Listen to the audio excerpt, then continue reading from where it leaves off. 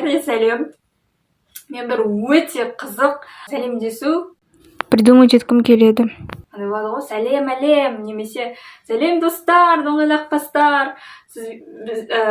Бүгін бізде влогтың аты жоқ деген сияқты бір андай болады. Интересно, или хай-хай, с вами Мангай, или еще даже прощание. Ну ладно, прощание қазақша придумать еттім, но почему-то он звучит не так клево, знаете, не звучит прикольно, а звучит так глубоко. Мысалы, если ты не подписан на или не подписан болса, ол как-то клево же, типа не подписан на болса қыз, а не подписан болса, это типа бала, тем более подписан дегенде, мысалы, чтобы в рифм болсын, да қосқан ғой, а деген типа мужской род.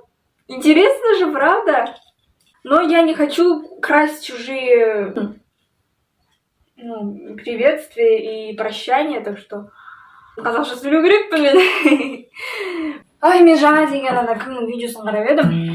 Анастасиздің өзінің новый парнесімен. Сол видеосы мен деген где-то 3 па 4 күн қарап жүрмін. Мен ара-арасында күндер қалдырып, сөйтіп мен негізі бір андай ұзақ видеоны қарап тастай алмаймын сразу. Ну, бывает, қарап тастаймын, но на этот раз сөйтіп қараған жоқпын. Я разговариваю как ребенок. В общем, и сол видеоны мен жаңа қарап болдым, да, и у меня сейчас такое вот прям настроение такое классное. На самом деле, я вот в этом году, именно когда второй семестр начался, ұйықтай беретін едім. Но бүгін почему-то мен сол видеоны қарап болғаннан кейін такой позитивная энергия, прям радость меня прям нахлынула на меня.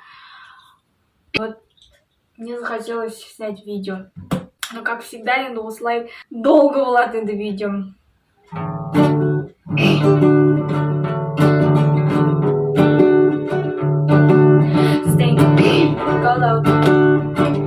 I just can handle this thing. Go low. I must get around to it. I'm ready. Cause a little bang. Go low. This thing. Go low. It cries like a baby in a cradle on my heart and swings. Woo! It chips. Woo! It shakes all over like Shelly thinks she kinda like it. На самом деле я эту песню не играла много веков.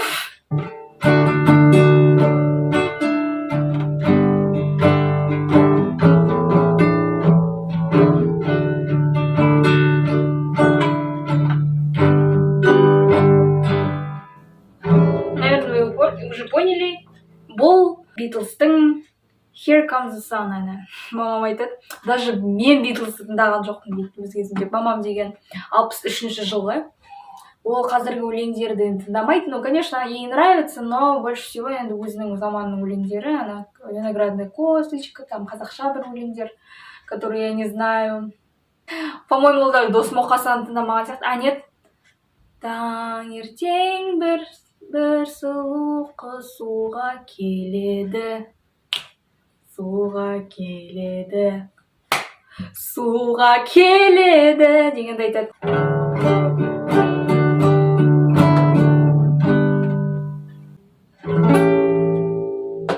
Түрлері деген кошмар. Но внезапно. Но это не скетчбук, это анкеты. Наклейкаларын көбін алғанмын. Музыка, я люблю тебя деген не зату вообще. Музыка дегенге негізі басқа бірдеңе жазам деп ойладым, бірақ раз уже қате жібердім, я уже продолжила, писать. Дальше қате. Я просто боюсь, там, штрихпен, бірдеңемен бүлдіріп, осында неге қою керек. Обложка или былай. Ла-ла-ла, типа сөйлеп атқан сияқты. Ла-ла-ла-ла-ла-ла-ла-ла-ла.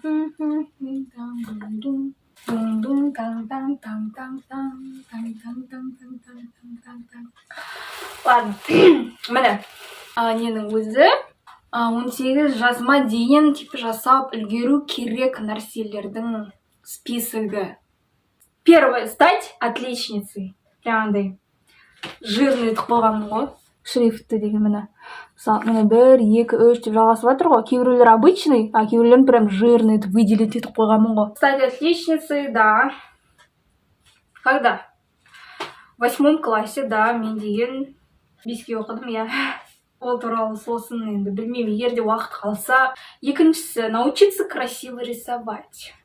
Мына жерге галочка қоймағанмын. Ну, кстати, отечественницаға тоже галочка қойған жоқпын, бірақ мына блокнот деген мен неше жыл болды.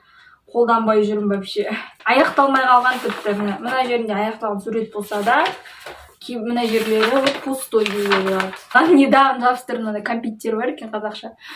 Соның инстаграмын тауып жалықпай. Келесі пункт. Быть красивой. Быть красивойға мен галочка қойғанмын. Значит, у меня тогда была хорошая самооценка. Ну, на самом деле, до сих пор нормальная. Следующее. Помогать родителям. Да, это хороший на самом деле пункт. Негізінде мен осы помогать родителям дегенді көп өзімнің осындай дәптер, блокноттардың бәрін жазып салғанмын. По идее, мынау скетчбук қой, но в основном мен осылай көп жазады екенмін, бірақ суреттерді салғанмын, өзімше бір эстетично. Келесі, быть чистоплотный. 6. Быть аккуратный. Тоже жаңағы ұқсас. 7. Быть ответственный. Ол кезде мен вообще, кажется, не понимал, что такое быть ответственный. Жауапкершілік жоғары болған қаладым, да, значит. Жауапкершілік деген ол қандай мағынада алсақ, мысалы, егер де мен там басқа қалаларға барып, басқа елдерге барып, басқа жерлерге жалғыз өзім барып, осы қаланың ішінен тіпті білмеймін, киімді, тамақты өзім алып, бөлек тұрып, ақша өзім зарабатывать етіп болса, онда пока жоқ. Пока. Келесі пункт. Идти к мечте. К какой мечте? 9. Купить гитару. Келесі, научиться английскому языку. Мен английскийдан жаман емеспін, бірақ керемет те емеспін. Сол үшін маған әлі есть чему стремиться. Хип-хоп үйрену. Ол кезде енді деген. Мен деген бір фильм қарап жүрдім, аты қалай еді? Названиесі где-то мына жерлерге өйтіп жазатын болармын. Соны қарап, білмеймін, бір билегім келіп жүр. Сосын жар дедім де. Енді билеу білмеймін ғой енді.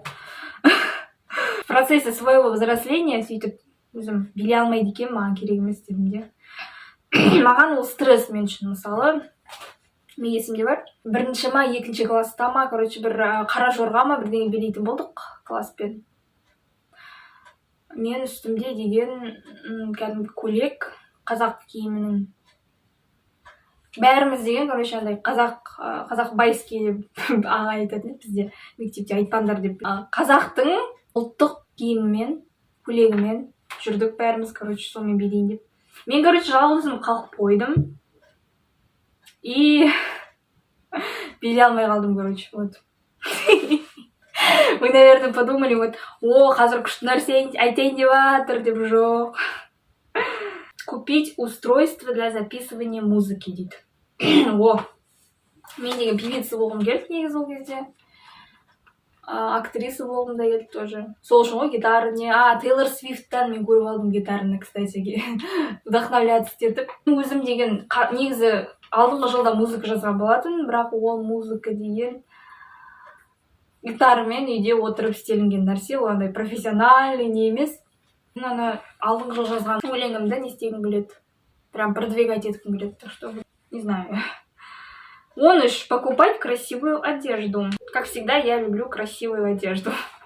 Ну, ол пункт енді қазір ойлап қарасам, өмірдегі ең маңызды нәрсе бұл киім-кешекте емес негізі. Хотя я все равно хочу новую одежду себе, но сейчас это не в приоритетах у меня. Чтоб прям именно киім. Хотелось бы линзы купить мне, массажер для глаз сейчас. В первую очередь брекеты поставить на нижнюю челюсть. Киім бар ғой енді, киетін. А вот просто так киімді вот я не люблю покупать. Как всегда, экономлю. Заниматься спортом. Анда-санда.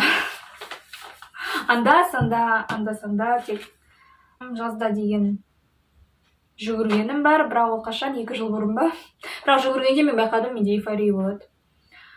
И алдыңғы жыл я думала, мне лыжи нравятся, но нет, лыжидан жаман ысылайсың. Либо мына жылы просто погода жаман болды, либо алдыңғы жылы я просто думала, типа, қозғалыс, типа, спорт, оның бәрі организмге жақсы әсер етеді. Ну, қазір де солай ойлаймын мен деген. Просто лыжи деген мына жылы как-то не очень болды. Прогулкада что-то бұрында ұнайтын еді, сабақтан келіп, өзім андай бір болады ғой. внутренняя гармония, брандай, какая-то природная тишина, вот что-то вот такое ощущалось мне вот үйге жалғыз келіп барып жүргенде.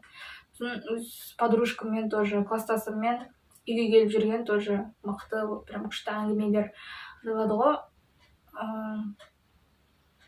Жүріп келатасың и сонымен қоса еще әңгімелесіп келатасың, күшті бір андай приключение сияқты көрінетін еді.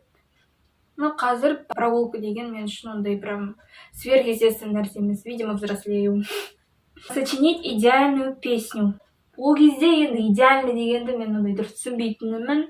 Қазір идеальный десем, мен идеальный нәрсе жоқ. Человек не идеален, на то он и человек, как бы, солай ойлаймын мен. Типа, жизнь не идеальна, на то она и жизнь деген сияқты ғой. В принципе, одно и то же. 16-шы пункт — достичь чего-то многого. Негізі я помню 6-шы класстан бері ма где-то ішімде бір ой пайда болды какой-то, что типа я вот я рождена, чтобы что-то великое сделать. Ну, ол кезде енді сказка ғой ол.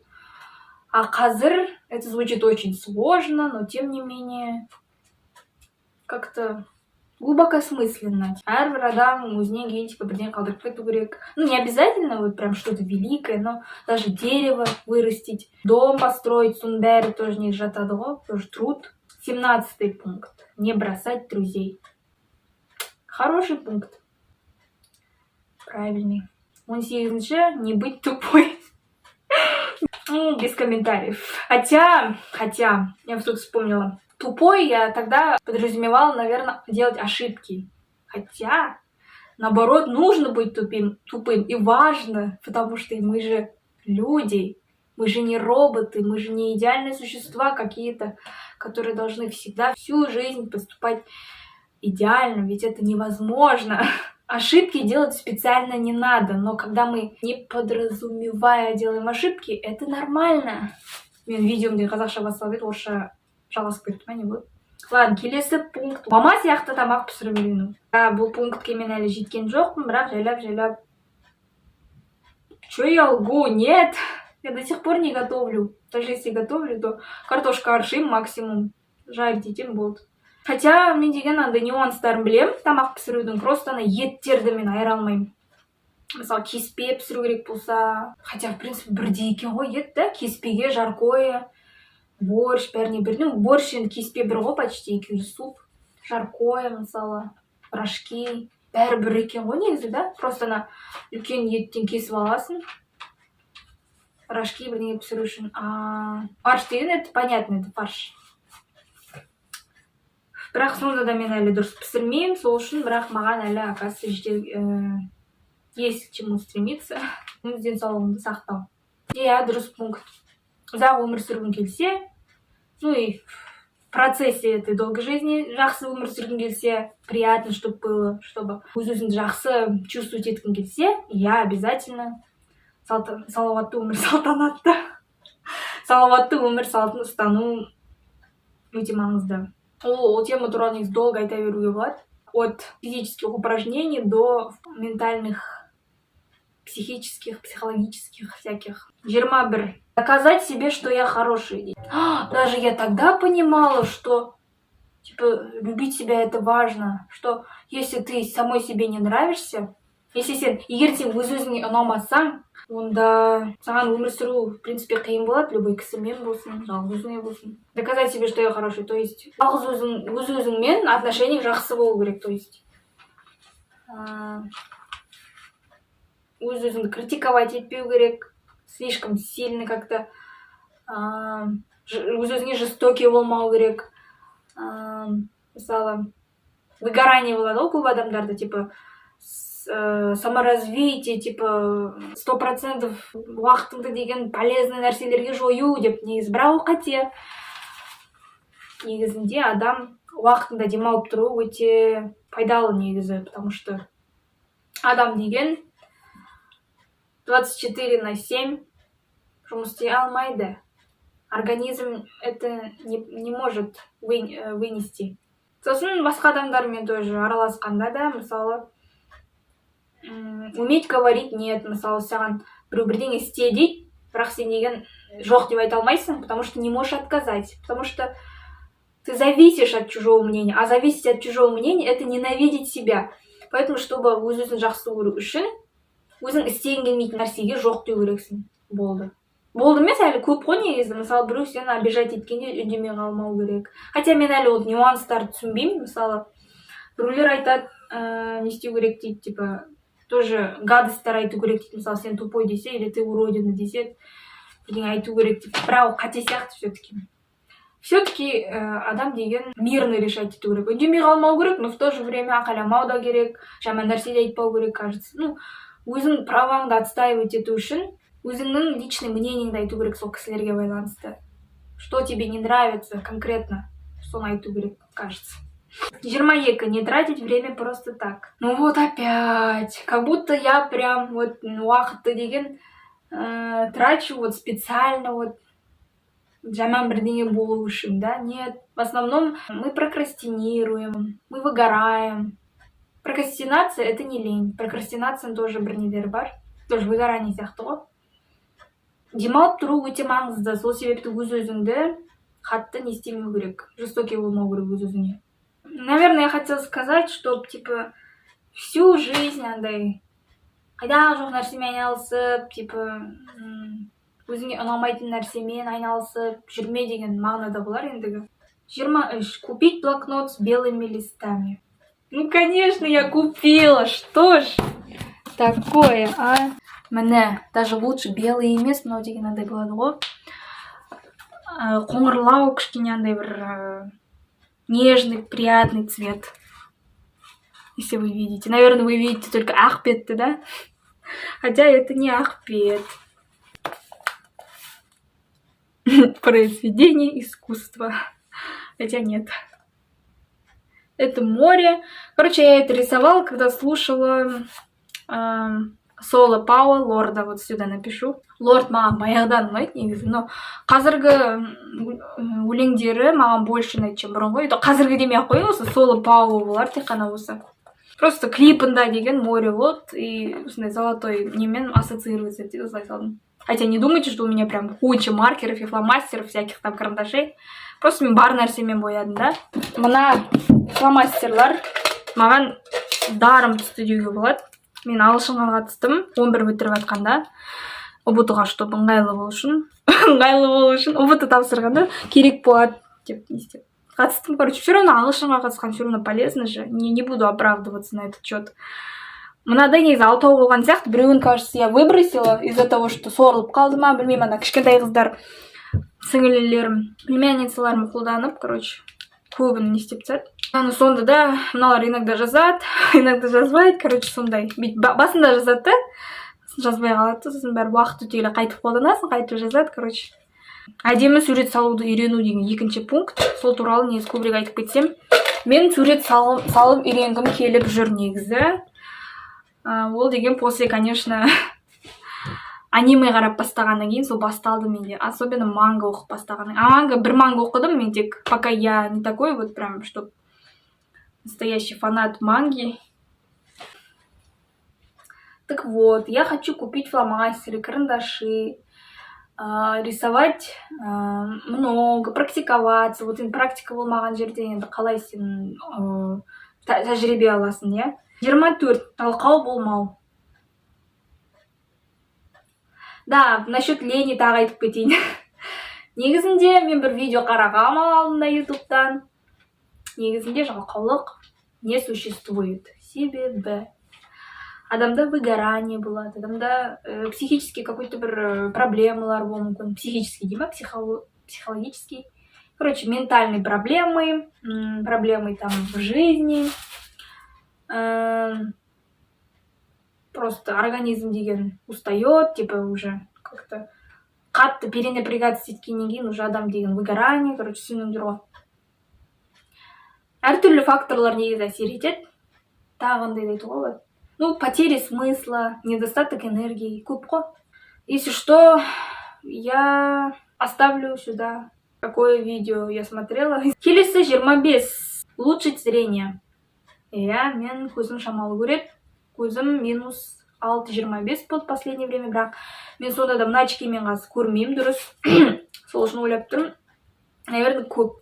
больше, чем минус 6,5, жылдан сайын нашарлап кеткен болар деп ойлаймын. Лучше зрение дегенде ол кезде мен ойлап жүрдім, упражнение істеймін, сосын 18-ге толғанда коррекция зрения істеймін, но 18, оказывается 18-ден емес, маған 20, 22, 24 деді даже. Типа 18-де не сразу можно делать коррекцию зрения.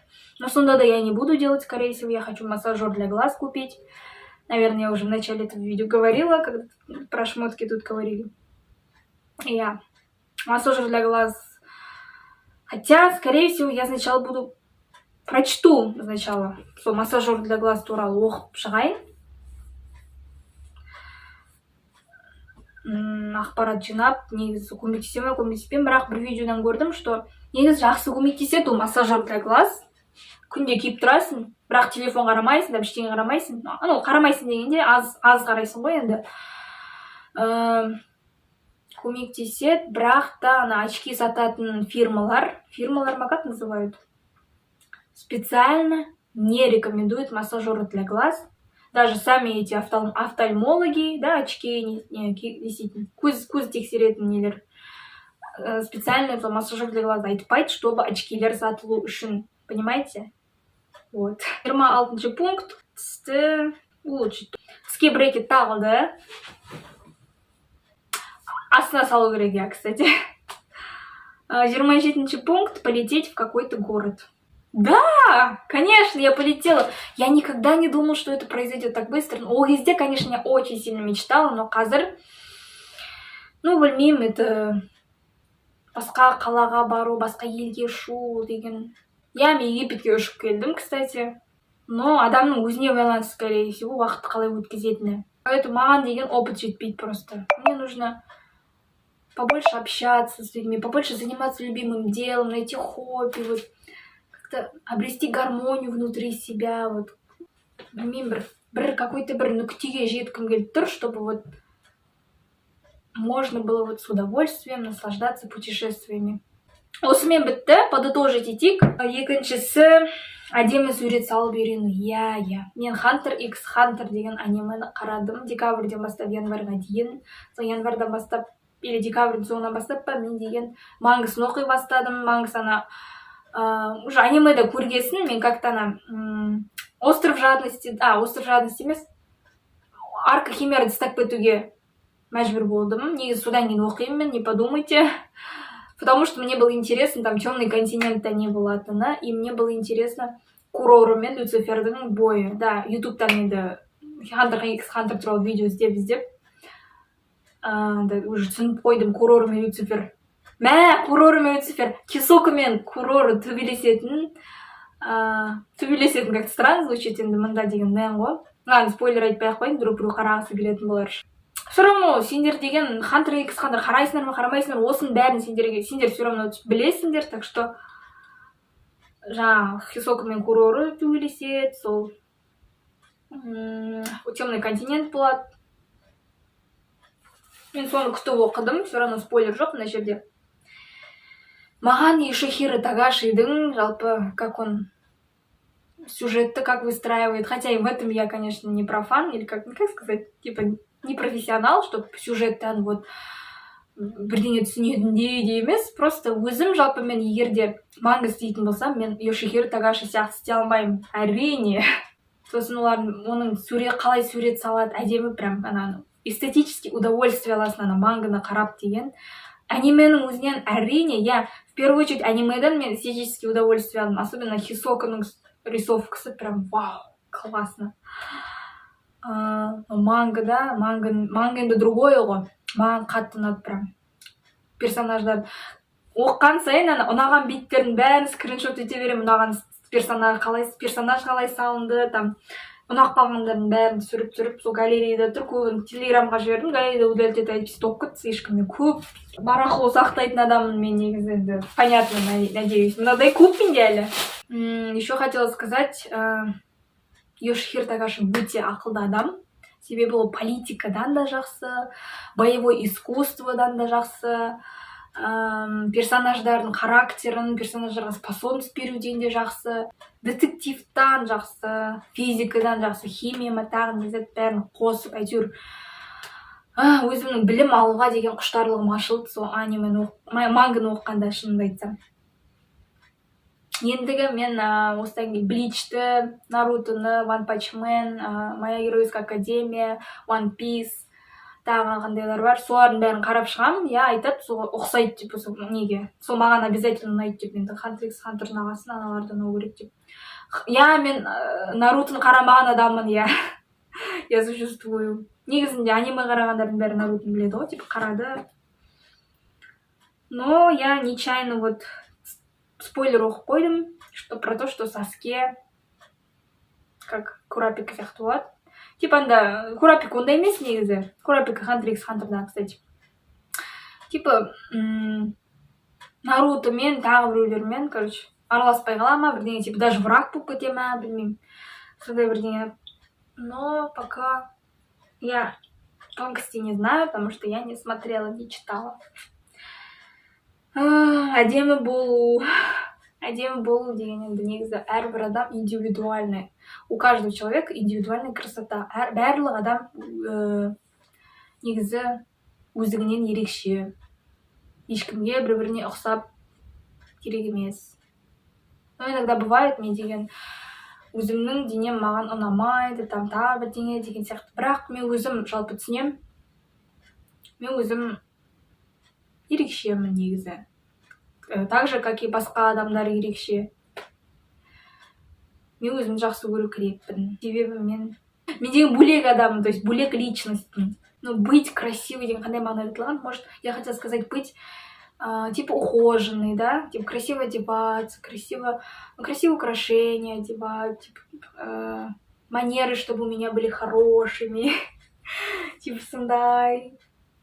Ну, в принципе, я согласна с той я, если сондай мағынада айтылса, конечно. Но все-таки единственный сол галочка қойылған нәрсе быть красивой дегенде. Наверное, я недавно поставила. Мен алдыңғы жылдың соңында ма, где-то білмеймін, осы видео түсірем деп планировать етіп жүрдім. Видимо, сол кезде мынаны оқығанда галочка қойып қойған сияқтымын өзім. Енді очевидный факт қой. Быть красивой. Да, я красивая уже. А вот насчет не жағынан уже уверенно болмаған болып тұрмын ғой. Типа определенные нелер действияларға. Ответственный дегеннен айтып кеттік. Мен деген негізі жалғыз тұрғым келеді, бірақ жалғыз тұрсам да все равно одно и то же. Если ты счастлив дома, ты счастлив везде деп айтады ғой. Мен бөлек көшіп кетсем, жақсы жаққа ештеңе оралмайды, просто былай ойлаймын да ғой. Бөлек тұрсам, өзім ответственный болуға кішкене более жауапкершілігім жоғарылайды дегенім ғой. Уже как бы өз-өзіме ақша өзім табам, өз-өзіме тамақ пісірем, өзім жалғыз өзім тұрам, ешкіммен сөйлеспеймін, енді қасымда ешкім болмайды ғой.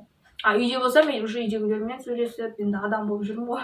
Бір неден көргем, ютубта видеодан, опять ютуб, айтады, что блогер бір бөлек уже басқа елге барсаң, или вообще просто бөлек тұруға кетсең, сен уже өмірің деген өзгере бастайды, потому что өзің үшін өмір сүресің, сен уже начинаешь понимать много вещей, потому что ты как бы сам зарабатываешь, сам за все платишь. Идти к мечте. Мен бұрынғымнан тайған жоқпын, мен әлі сондай нәрселерге сенемін, что я могу добиться чего-то благодаря себе. Она, мысалы, фильмдерде бұндай айтатын еді ғой. Она верь в себя, будь такой, какой ты есть, иди к своей мечте, деген көп еститін, именно соларға акцент беретін, но потом өсе келе ғана түсіндім ғой. Верь в себя деген ол сен деген өзіңнің мүмкіншіліктеріне сену керексің. Мысалы, сенде бір страх болады адамдармен араласуға, и сен өзіңе сенбейсің, что думаешь, что вот қазір барам, я обязательно опозорюсь. Но егер де сен мен қазір барам, ешқандай жамандық болмайды, мен просто опыт алам жай ғана деп өзіңе сеніп, соны істесең, вот сонда өз мечтаңа жетесің деген мағынада ғой.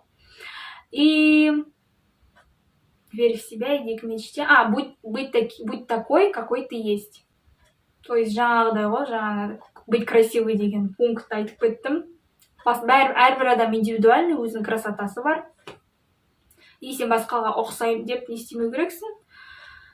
И басқаның қылықтарын қайталамау керексің, чтобы там быть, показаться круче или лучше. Просто өзің қандайсың, солай бола беру керексің. Потому что өзің қандайсың, сондай болсаң, это уже круто. 9-шы, купить гитару. Тағы бір өлең ойнап жіберейін, да, раз уж на то пошло. Well, it's one for the money, two for the show. No getting no go, don't you?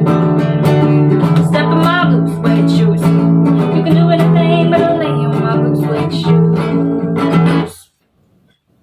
Will knock it down, slap in my face. Signs my name all over the place. Do anything that you want to do. But I only lay over shoes, don't you? Step in my blue suede shoes. You can do anything but lay in my blue suede shoes.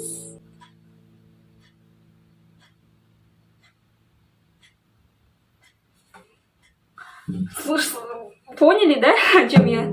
Набита гитара. Дегенде бір долгий бір не кетеді ғой.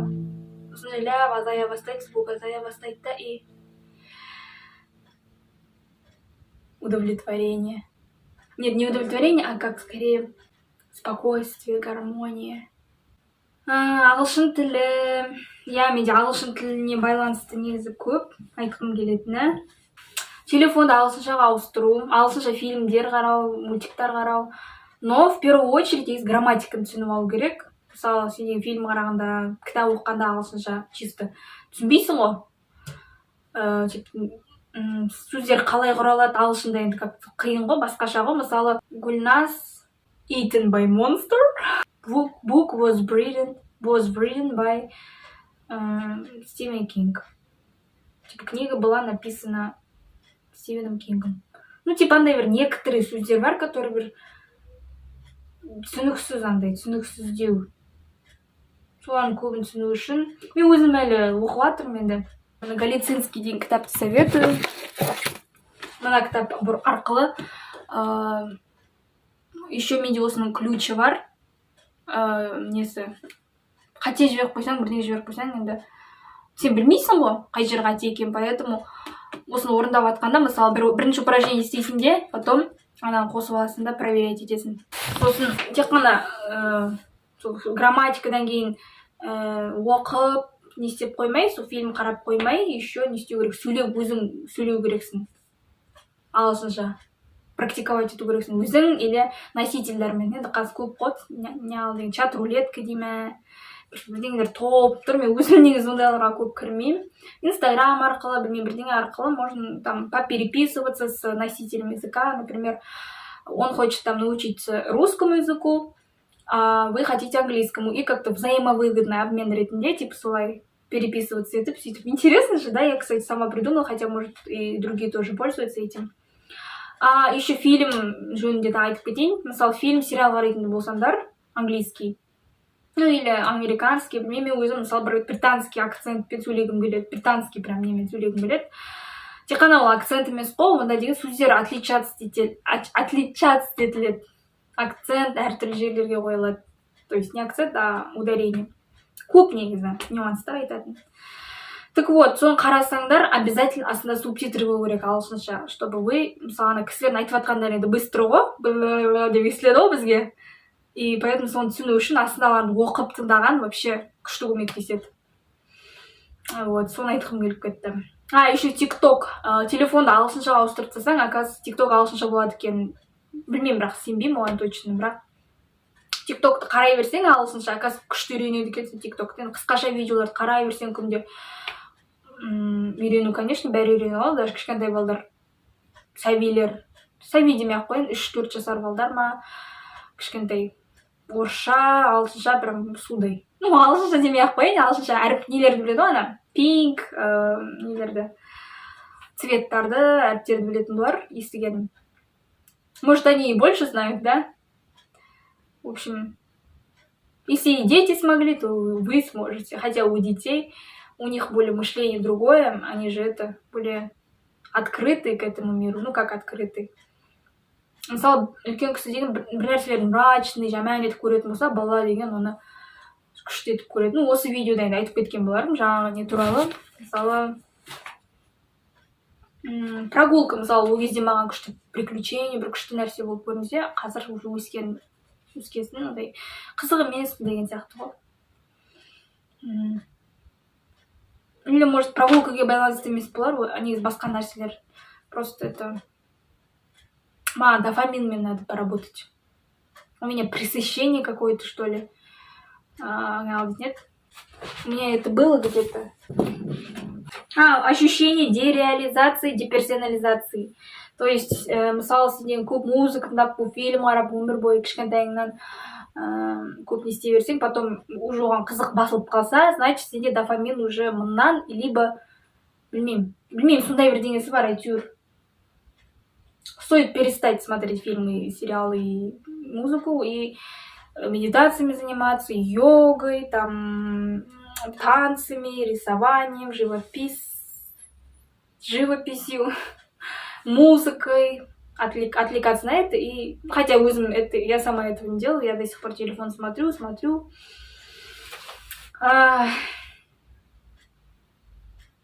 Хотя это сложная тема негізі жаңағы деперсонализация, сома, дофамин, өте қиын тема негізі. Английский языкта дофамин туралы почему әңгіме болып кетті, ладно. Кстати, мынау менің естігенім бойынша Реймонд Мерфи бойынша оқыған жақсы дейді, качественно, эффективно дейді. Поэтому мынау Реймонд Мерфи екен, оказывается, мен оқыдым, басында жазылып тұр мынаның. Ағылшын тілін үйренуді увлекательный процессқа айналдыру керек. Сен өзің андай нудный не деп есептесең, ол уже ничего не выйдет. А если сен интерес загораться етсе, мысалы, білмеймін, фильм қараумен, мысалы, тоже интересно же, чем там тупо там зубрить, да, сөздікті. Ютубта бір видео бар, мына жерге тастап кетемін, может, типа, как превратить изучение иностранных языков в увлекательный процесс. Мен уже тамағым ауырып тұр, честно, жаңа даже мына өлеңді айтпастан бұрын гитарамен, екінші өлеңді, да, сол кезде уже айтпастан бұрын даже сезе бастадым тамағым ауырып тұрған. Сөйлеп уже вообще даже сендерге де сезілген болар. Шөлдеп тұрмын, су алып келу керек, көбірек. Сонымен әрқашан жүректеріңізде болсын жаз, сізбен болған Гүлназ. Блин, андай бір глубокий бірдеңе шықты, мне хотелось бы прикольный бірдеңе. Если у вас есть идеи на этот счет, комментарийлерге жазып кетулеріңді сұраймын. Пока! Бәріңізге бай-бай дейсің. Сау болыңдар.